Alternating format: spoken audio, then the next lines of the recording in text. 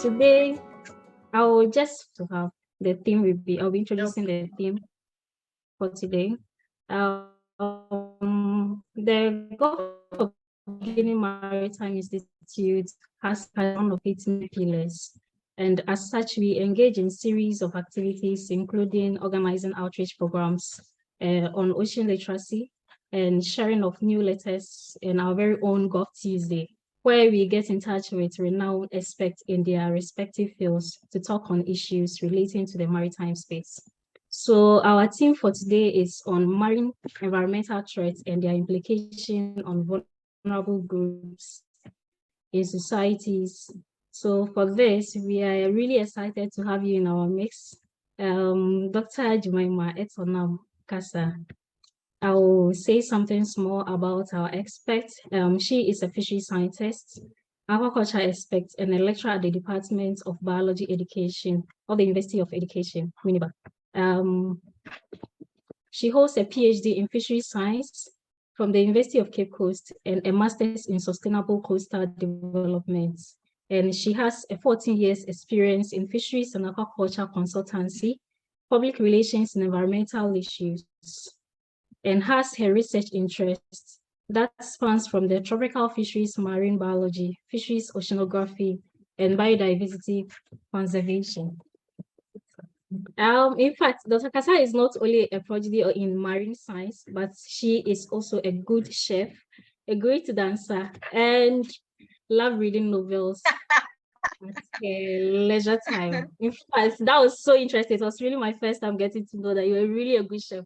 I wish to visit you one time to enjoy your delicious meals. So now, you are most welcome to this segment. I don't know if you'd like to say something before we kickstart. I think I just want to say that I am very honored to be called upon. So thank you very much. Yeah. All right. Thank you. So for today's segment, we are going to discuss some few environmental issues. And I would like to find out from you if you could provide an overview of some major marine environmental threats that are currently affecting our oceans and coastal areas. Okay, thank you very much. I would say that topmost among the marine environmental threats currently, I would start off with pollution. I think for now, our biggest issue worldwide is pollution if we look at environmental threats, and especially from plastics. And with plastics, it's not just about what we can see or the macroplastics, but we are having a lot of issues with microplastics, where you have plastics being broken down into smaller parts, and they are finding their way into various ecosystems. Again, offshore, there's this place called the Great Pacific Garbage Patch, which is in the Pacific Ocean, and then in the middle of nowhere, literally, but because of how ocean currents do behave, you have this big area of the sea surface just covered with plastics, floating plastics. If we come to the Gulf of Guinea and Ghana as well, we have a lot of issues with waste disposal. So while people may think that when we go to landing beaches, the rubbish we see there is coming from the coastal or the immediate area of the landing beach, it turns out that most of the plastics or wastes are coming from inland due to improper waste disposal, and most of them get washed out to sea during the rainy season. So from my point of view, I would say the biggest threat we have is from plastics, especially the non-biodegradable ones. I remember doing my PhD work, I dissected fish, and I would sometimes find pieces of hard plastics in the gut of some of the fish. Moving away from plastics, I would also say pollution, especially from heavy metals. Again, if we look at our local example from Ghana, all the water coming from our major communities or our major rivers affected by mining is going straight into the sea. And some of the research points out to the fact that a lot of marine organisms are accumulating, some of the heavy metals, which poses a very big health risk to the ecosystem and to humans at large. Moving away from that, the other main threat is climate change and its effects. Okay, so we having sea level rise, of course. We are having increases in storm surges, and these are really affecting or even altering our coastlines together with the livelihoods of people who live along the coast. If I should still dwell on climate change, I would also want to say that we have what we call climate variability, the cyclical patterns in weather. And last year, for example, last year and this year, we are having this phenomenon we call ENSO, the El Nino Southern Oscillation. And last year, there was the extreme, one of the extremes called La Nina. And what La Nina did was that it altered currents and upwelling strengths, but in different parts of the world. And so last year you had parts of Canada and then North America having very, very cold winters. And then down here in the Gulf of Guinea was a bit warm. But this year it has just flipped and we are having the El Nino phenomenon. And what El Nino is doing is that even though there are wildfires in Europe and then parts of the United States are experiencing very high temperatures, the Gulf of Guinea is rather colder than usual. And it's also leading to increased storm surges as well as a lot of strong currents. And so these strong currents are currently endangering, life of both communities and even the coastline, where you realize that the sea has this year is actually encroaching or eroding more than normal. So I think from my point of view, these are a few of the pressing issues that are threats in the marine environmental space. Yeah, thank you. Thank you, Doc. Thank you for this insightful information. But with some of the issues you just highlighted on, how do you think these marine environmental threats directly impact the vulnerable groups within the society? All right, thank you very much.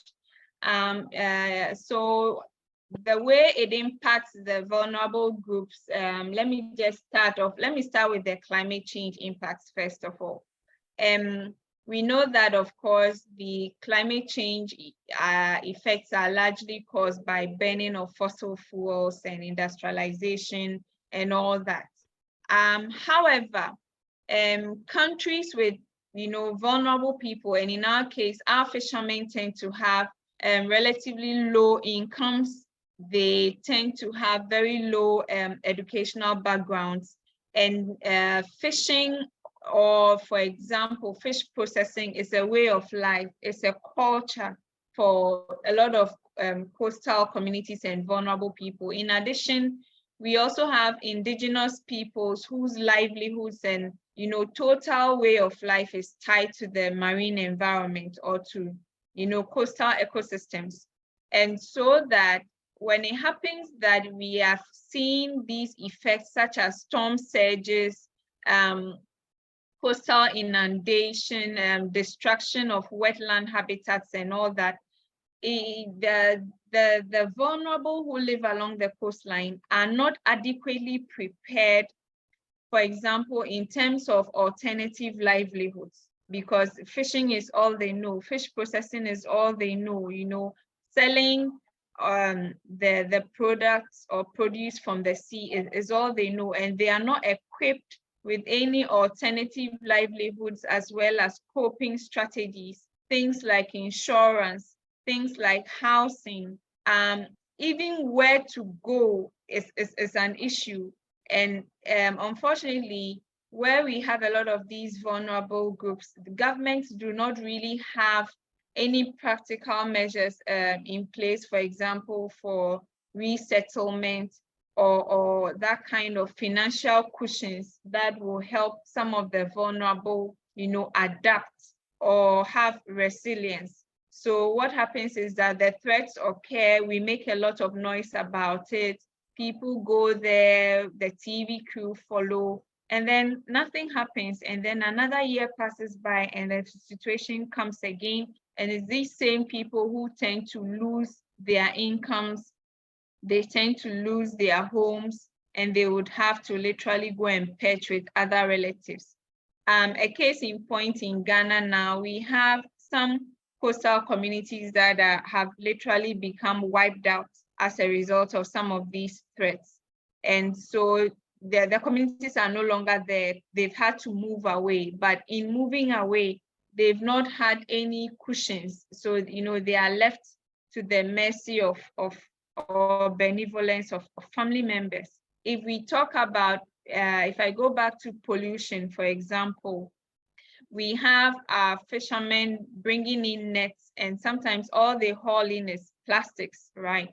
And so when they haul in the plastics, it means that they've not made any money that day or that week. So what happens to them? So the poverty levels just keep increasing. And I think that this, for me, and again, if we talk about pollution as well, we have issues with health insurance. And this is not just a Ghanaian thing. I would make it for all vulnerable groups, especially in the Gulf of Guinea, even along the Horn of Africa. Let's take a place like Somalia or Eritrea, okay? So where you have pollution, we have a very high dependence on fish as a source of protein. In recent years, there's been a surge in kidney failure, liver failure, and then cancer cases. But then how well are people in these communities who have low incomes and very little medical insurance or, access to high-end medical care? How are they able to access, facilities and ensure that their medical needs to be taken care of? So if you ask me, these are a few of the ways that environmental stresses affect the vulnerable in society, because they do not have sufficient adaptation or mitigation measures in place to make them resilient to some of the effects of these environmental stresses. Yes. Interesting to know some of these countries and the communities struggling with some of these impacts from the marine environment, the threats that you made mention of, especially with the pollution and the climate change issues. So to continue from there, as society becomes more aware of the implications of marine environmental threats on vulnerable groups, what changes in policies and behaviors do you believe are necessary to create a more equitable and sustainable future? Thank you so much, Juliet, for that question. And I would want to take it from this angle. In fact, I want to take it from three angles. Okay. We hear of the blue economy, but there are a few other concepts, and I would mention three that are a movement that is being proposed, okay, for more equity, that will ensure that vulnerable groups have a voice and that their needs are well taken care of. So the first thing is what we call blue justice. And when we are talking about blue justice says that when we are carrying out any intervention or management measures when it comes to the fishery sector, or for small scale fisheries or artisanal fisheries, for example, their voices must be heard at every level of the decision-making process. It also says that there should be continual stakeholder engagement, and that we shouldn't do top-down, but we should do bottom-up. We should do co-management, and we should also use the ecosystem-based approach when we are talking about fisheries. What that does is that when you do that, you recognize the inputs that these small-scale fishers have as well as fish processors or any others directly involved in that space. They come on board with their traditional knowledge. They come on board so that scientists and researchers can also give them the, solid scientific basis why some decisions need to be made. Let's take, for example, we want to resettle fishermen who are fishing along Anyanui, Strongway, and let me just use Ghana and Azizanu as an example. They may say, okay, this is where we've lived all these years, but what shows that we should move? If a panel like that would bring in, let's say, coastal hydrologists and communicators, people who can actually break science down, you would realize that they would be able to show people from such communities simulations or models showing that, okay, this is where we are in 2020, and this is where we were in 1981. And then looking at our model, in the next 10 years, your communities will no longer exist, okay? So we need to resettle, we need to move.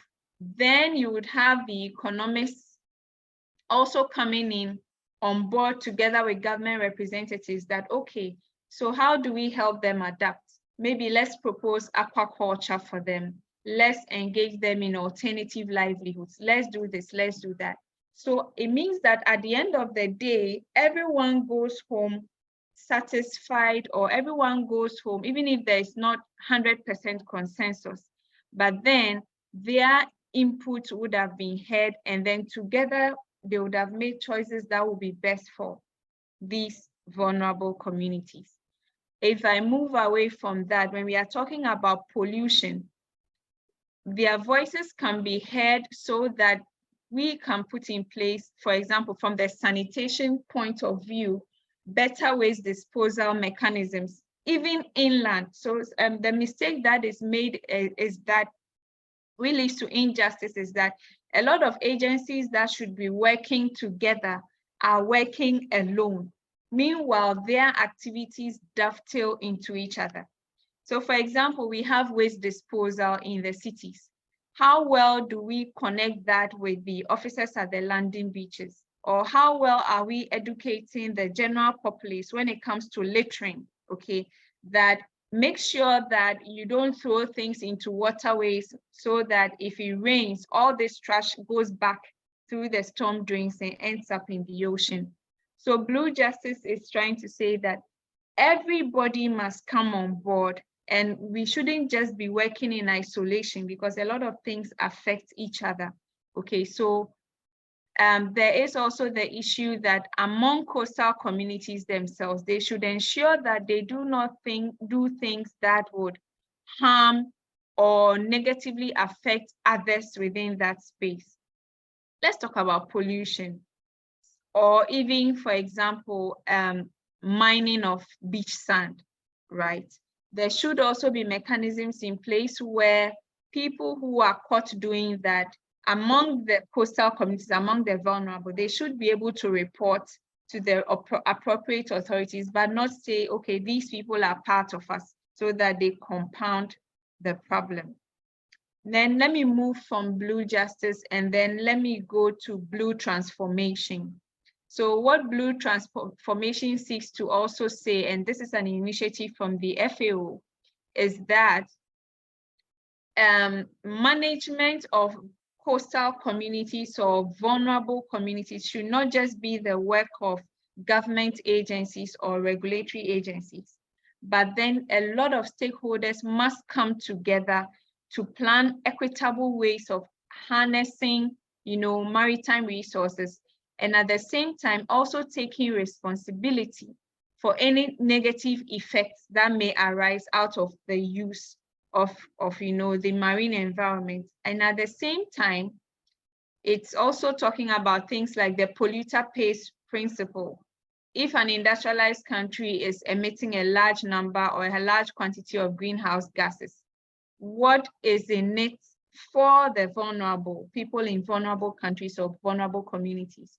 So Blue Transformation is saying that every single actor whose activity impacts directly on the marine space must be brought on the table, So it's something cyclical that says you must have governments, you must even have trans-boundary committees being set up. And I think, for example, in Africa, let's say the Gulf of Guinea Maritime Institute, it's one. We have the Fisheries Commission for West and Central. Is it West and Central? I may have just gotten the full meaning wrong, but the FCWC is there.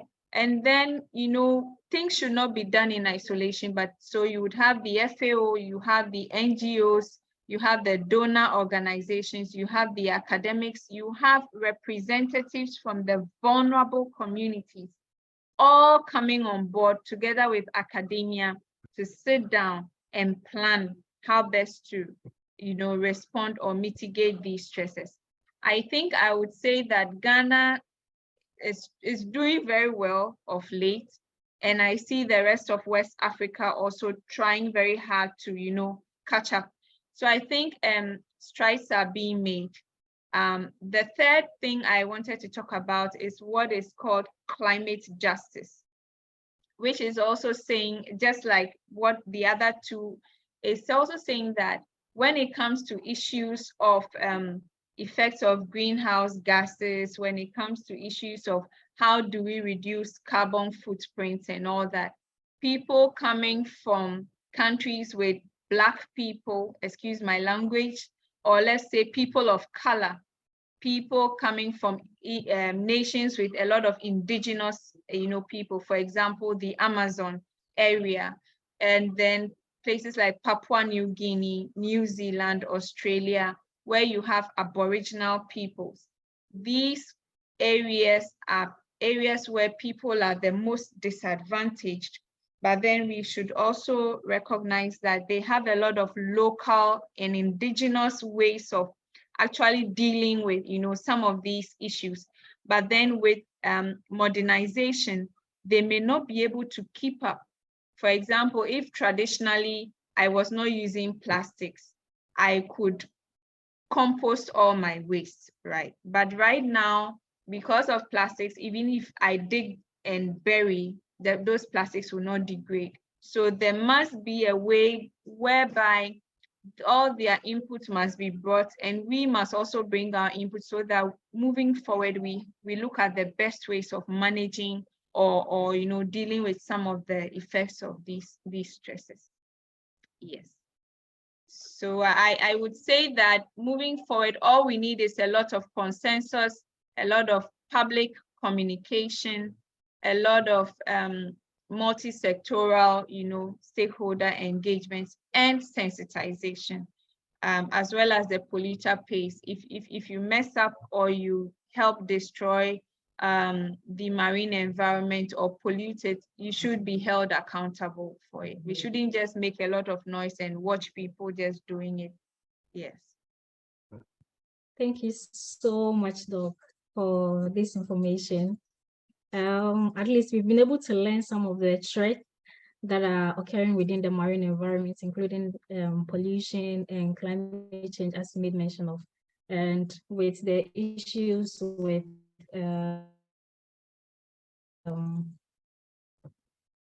the plastic pollutions and the policy aspect. We now know of the blue justice, we know of the blue transformation, and also the climate justice as well. Have a co-management approach to help with decision making to ensure environmental sustainability.